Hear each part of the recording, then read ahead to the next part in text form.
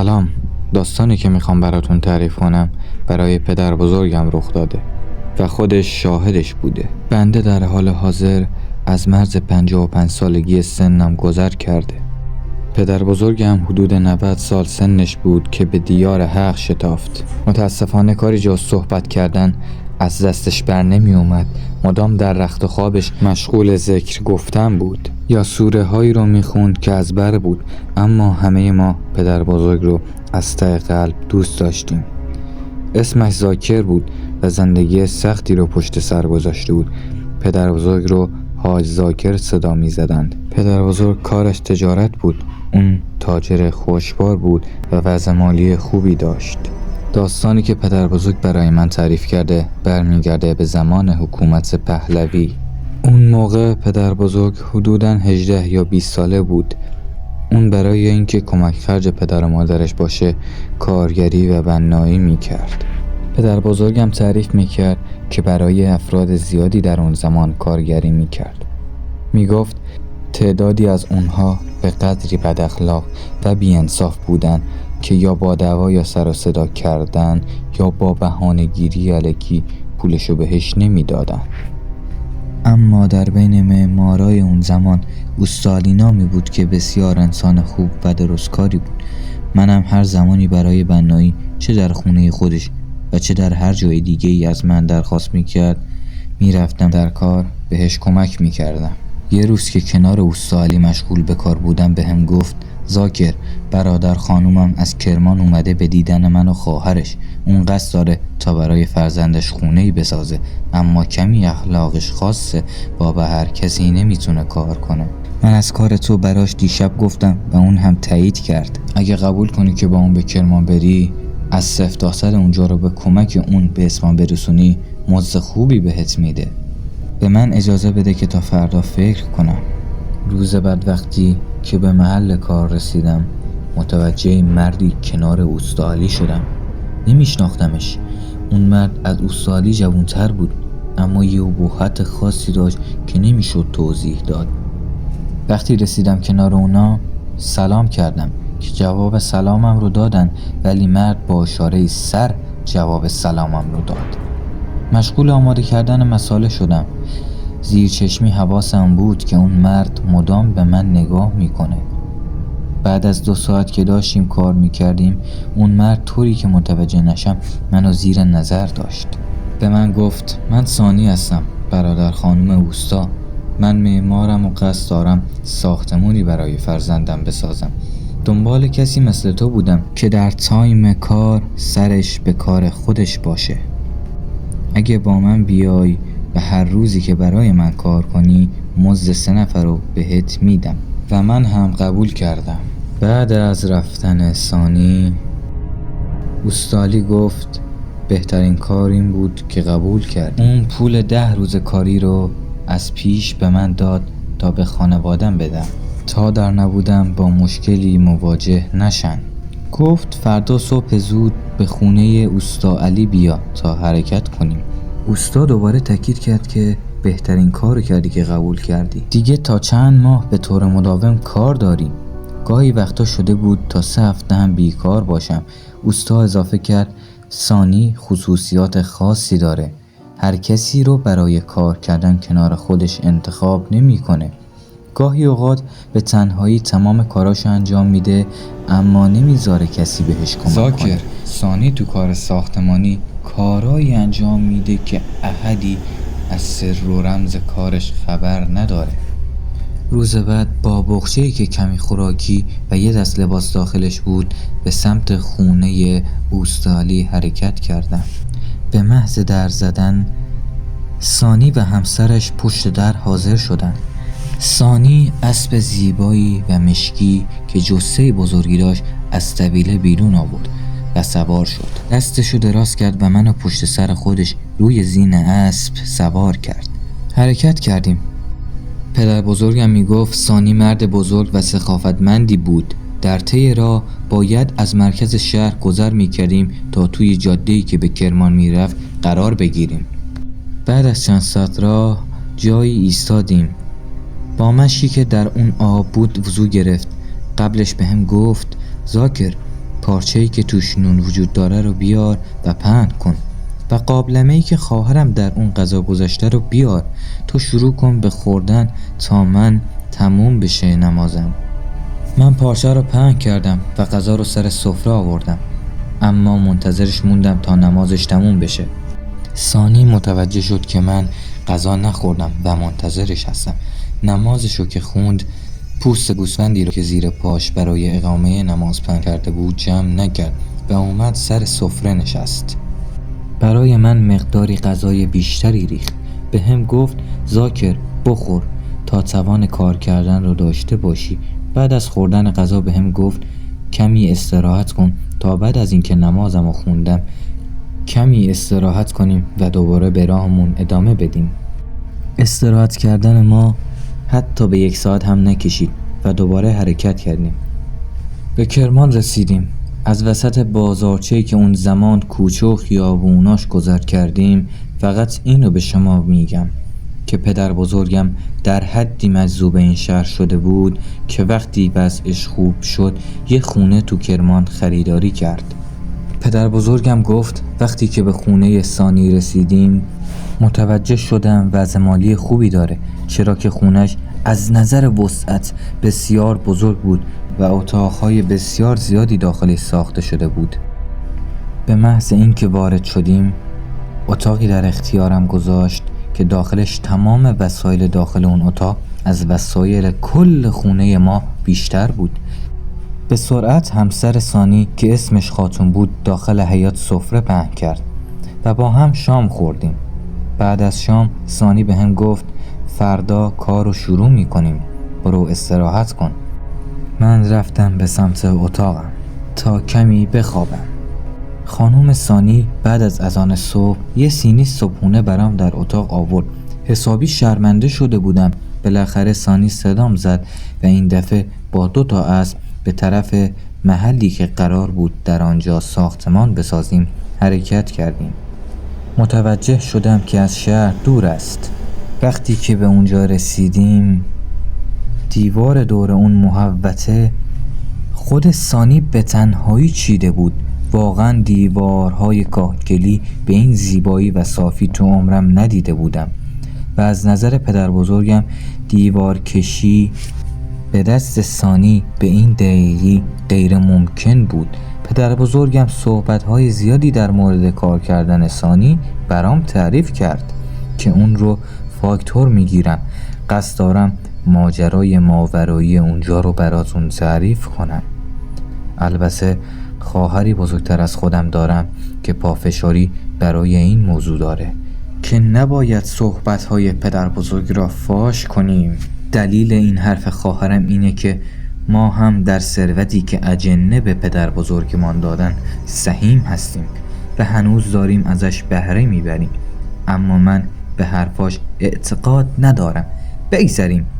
دلیل این حرف خواهرم اینه که ما هم در ثروتی که اجنه به پدر بزرگمان دادن سهیم هستیم و هنوز داریم ازش بهره میبریم، اما من به حرفاش اعتقاد ندارم.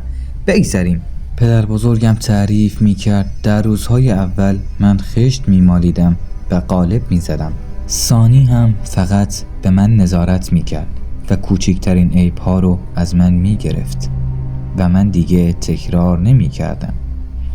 بعد از اینکه دسته‌های خشت آماده شدن کار رو شروع میکردیم. با اینکه در کنار دست سانی خشت‌هایی به اندازه 20 عدد بودن، باز هم به من دستور میداد تا خشت‌های دیگه‌ای رو هم از محل ساختمون که فاصله داشتن به محل کار بیارم. تا اولین خشت که می آوردم متوجه می شدم خشت‌هایی که از قبل وجود داشتن تمامشون به کار گرفته شده. پدر بزرگم می گفت انگاری وقتی که برای آوردن خشت می رفتم سانی خشت‌هایی که وجود داشت رو به همراه 10 تا کارگر بر سر جاشون می نشاند. اصلاً امکان نداشت کسی به تنهایی بتونه این کار رو انجام بده. اولین باری که این اتفاق افتاد دهنم باز موند و خواستم ازش سوالی بپرسم که گفت زاکر سرت به کار خودت باشه. منم دهنمو بستم و دیگر حرفی نزدم. بیشتر از چند دفعه پیش اومده بود که حدود 30 تا خشت در کنار دست سانی وجود داشت، ولی باز هم به من دستور میداد خشت‌های بیشتر به کنار کار انتقال بدم.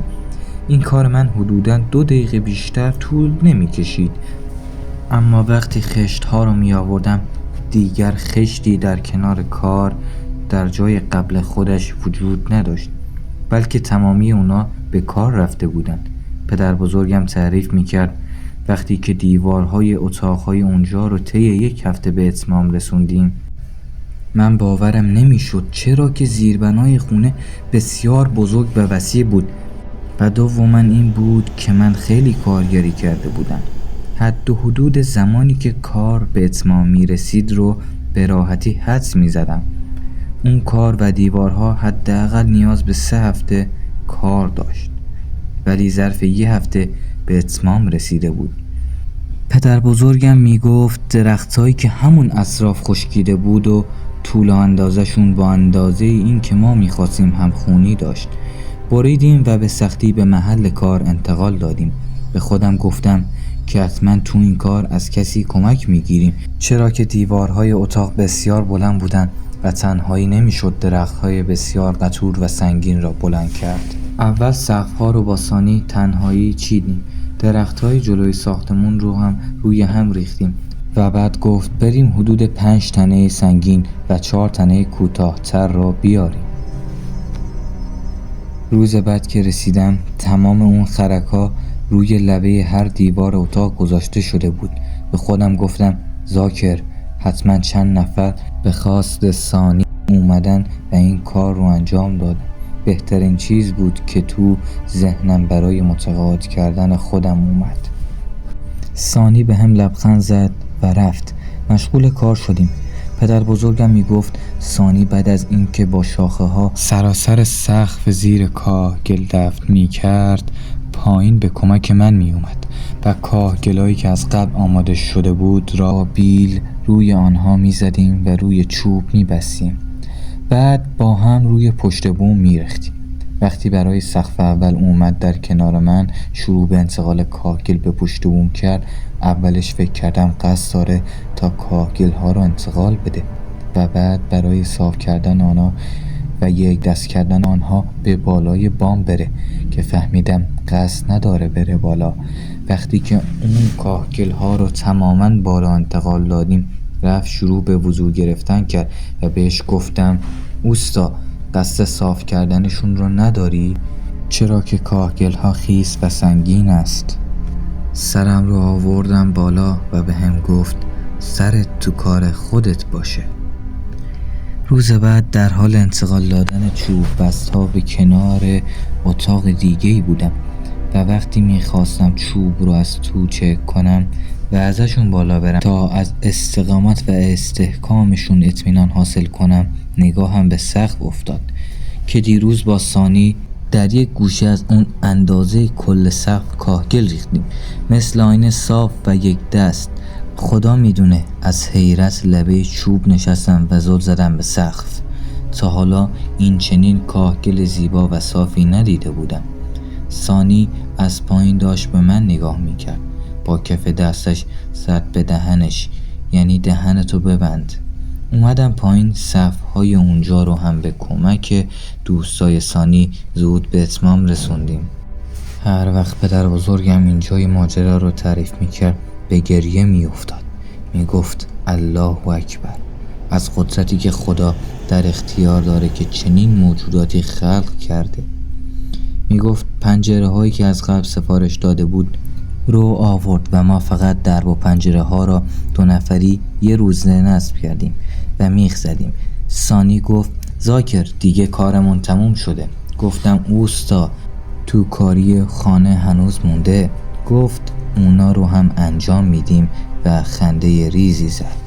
روز بعد تمام اتاقها با گچهای سفید که اون زمان به سفیدی و کیفیت این روزا نبود همراه با خرده‌های شیشه تزیین شده بودن که پدر بزرگم گفت اونجا دیگه به پاهای سانی افتادم و شروع کردم به گریه کردن و بوسیدن دست و پاهای او کتابه به من ماجرا از چه قراره؟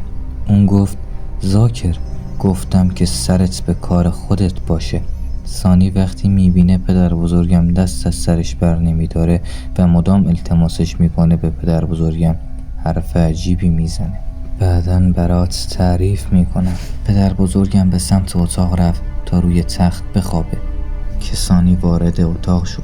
بهم گفت من مثل تو سختی‌های زیادی کشیدم. تو سنین کمتر مثل تو کارگر بودم. من یه صاحبکار داشتم که به شدت خشن بود و فردی ظالم. روزی چند بار من رو با دلایل مسخره‌ای کتک میزد. روزی تو مکانی که شخصی قصد داشت خونه‌ای برای تفریح بنا کنه مشغول به کار بودیم. اونجا از شهر دور بود. منم به همراه اوستا و یکی از آشناهای دور او داشتیم کار میکردیم. یه بار به طور خیلی فجیع منو کتک زد که سرم شکست. من با گریه از اونجا فرار کردم تا کتک بیشتری نخورم. به جایی رسیدم و زیر درختی نشستم، همون جور که سرم خون میریخت.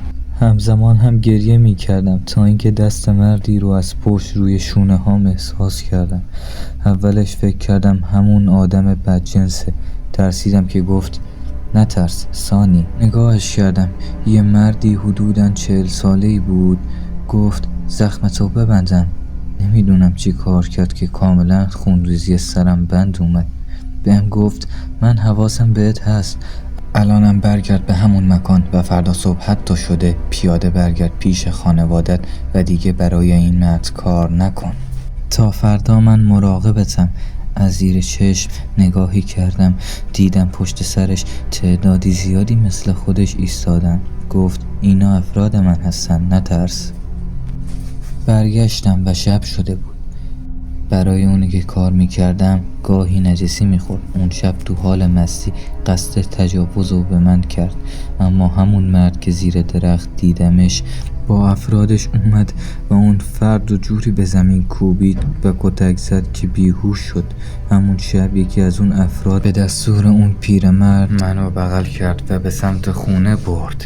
من از اون روز به لطف خدا با اون افراد در ارتباط هستم. اونا گاهی به من تو کارها یاری میرسونن و کارهایی به هم آموزش میدهن که دیگران از انجام دادنشون عاجز هستن.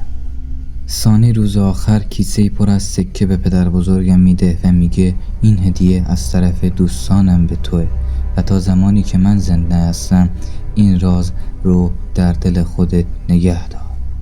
پدر بزرگم بعد از برگشتن به شهر خودمون آروم آروم شروع به تجارت میکنه و در این کار موفق میشه.